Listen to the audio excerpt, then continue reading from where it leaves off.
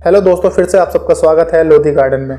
दोस्तों आज हम लोधी गार्डन घूमने आए हैं जो सफदरजंग के मकबरे के पास ही है। इस पर मैंने पहले ही वीडियो बनाया है। यहाँ का नियरेस्ट मेट्रो स्टेशन जोरबाग है। टाइमिंग सुबह 5 बजे से रात के 8 बजे तक जा सकते हैं और Lodhi garden free of cost है, पूरी तरह मुफ्त है ये जगह। लोधी गार्डन में खूबसूरत झील है और पार्क के साथ लोधी का मकबरा, बड़ा गुम्बद मस्जिद, मेहमान खाना, शीश गुम्बद और आखिरी में मोहम्मद शाह का मकबरा है जिसे आर्कोलॉजिकल सर्वे ऑफ इंडिया देखभाल करती है। और यहाँ पर कुछ मूवी की भी शूटिंग हुई है, जैसे मुन्ना माइकल, चीनी कम, फुकरे 2 मूवी के शॉट्स लिए गए हैं यहाँ पर।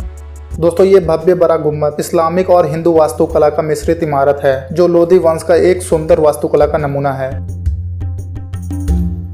दोस्तों इस बड़े गुम्बद का निर्माण 1490 में लोधी वंश के शासक के समय किया गया था। इसका निर्माण का श्रेय आमतौर पर लोधी वंश के सबसे सफल शासक सिकंदर लोधी को दिया जाता है। और दिल्ली में किसी भी इमारत के गुम्बद में सबसे पुराना गुम्बद है ये बड़ा गुम्बद।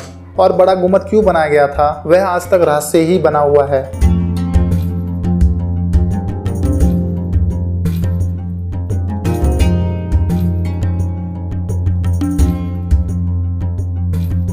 ये बड़ा गुम्बद मस्जिद दिल्ली में ऐसी मस्जिद है जिसे एक विशेष प्रकार की शैली में 1494 में सिकंदर लोधी द्वारा बनाया गया था, जिसे देखते ही लोधी राजवंश के शासकों की कलाकृति और वास्तुकला को दिखाती है।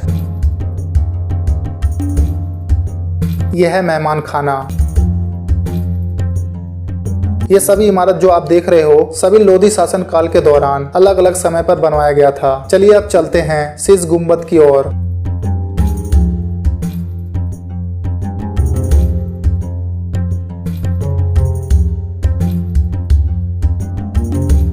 यह है शीश गुम्बद जिसका निर्माण का सही डेट आज भी नहीं पता है। इतिहासकारों द्वारा बताया जाता है कि 1489 से 1517 के बीच हुआ होगा।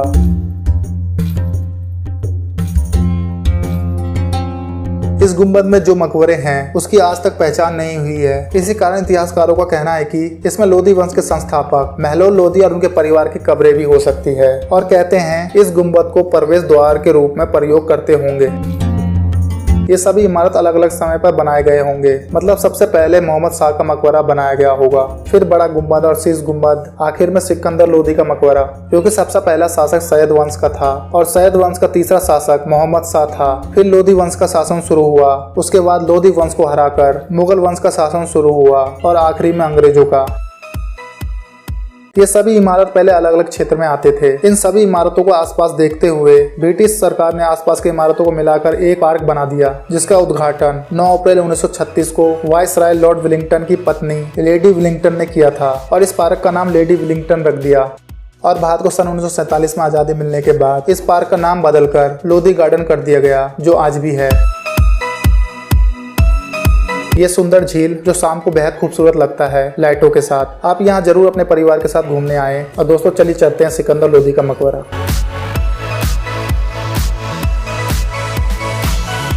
दोस्तों इस पार्क का देखभाल NDMC करती है और यहाँ की इमारतों को आर्कोलॉजिकल सर्वे ऑफ इंडिया देखभाल करती है।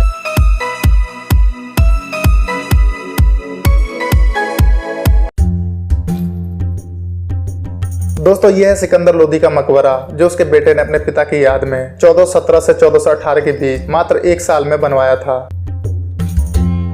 अब थोड़ा सा लोधी वंश के बारे में भी जान लेते हैं। लोधी वंश के संस्थापक महलोल लोधी को माना जाता है, जिन्होंने सैयद वंश को हराकर भारत में लोधी वंश की स्थापना की। उसके बाद सिकंदर लोधी ने शासन किया। उनका जन्म 17 जुलाई 1458 में दिल्ली में ही हुआ था और लोधी वंश का सबसे सफल शासक सिकंदर लोधी को माना जाता है। और सिकंदर लोधी ने अपना राज्य का विस्तार किया, ग्वालियर, बिहार, बंगाल, दिल्ली तक फैलाया था। सिकंदर लोधी ने अपने वंश साम्राज्य का विस्तार के लिए काफी संघर्ष किया। सिकंदर लोधी ने अपने व्यक्तित्व की सुंदरता बनाए रखने के लिए दाढ़ी नहीं रखता था।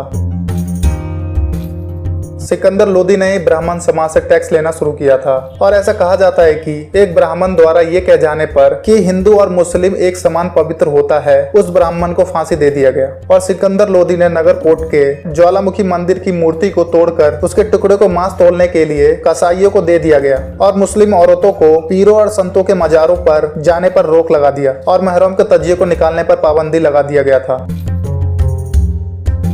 दोस्तों सिकंदर लोधी ने अपने व्यापार को सुगम बनाने के लिए एक नया शहर आगरा को बसाया। आगरा की मदद से अलग अलग राज्यों पर सीधे तौर पर नियंत्रण कर सके और आगरा को लोधी वंश की राजधानी बनाया गया। सिकंदर लोदी की मृत्यु उसके गले की बीमारी के कारण सन 1917 में आगरा में हुई थी और लोदी वंश का आखिरी शासक इब्राहिम लोदी था, जिसने लोदी गार्डन में सिकंदर लोदी का इतना शानदार मकबरा बनवाया। यह मकबरा अष्टकोणीय दिखाई देता है जो बेहद आकर्षक लगता है और इस मकबरा को इस्लामिक शैली में बनाया गया है। आज इतने साल के बाद भी यह इमारत आज भी शान से खड़ी है। समय के साथ रिपेयर किया जाता है। ये खूबसूरती देखने लायक है। और युद्ध के मैदान में मारे जाने वाला दिल्ली का पहला सुल्तान इब्राहिम लोदी बाबर द्वारा मारा गया। उसके बाद हिंदुस्तान के सिंहासन पर मुगलों का शासन शुरू हुआ और मुगल वंश का संस्थापक बाबर को ही माना जाता है। और शाहजहां ने ही आगरा की गर्मी से परेशान होकर दिल्ली को मुगलों का राजधानी दोबारा बनाया था। अगली वीडियो में मोहम्मद शाह के मकबरे को एक्सप्लोर करेंगे। इसमें हमने इसलिए नहीं किया क्योंकि वीडियो लंबी हो जाएगी। दोस्तों, हमारी वीडियो अच्छी लगी हो तो लाइक सब्सक्राइब कर दें जिससे आने वाली वीडियो आपको मिल जाए।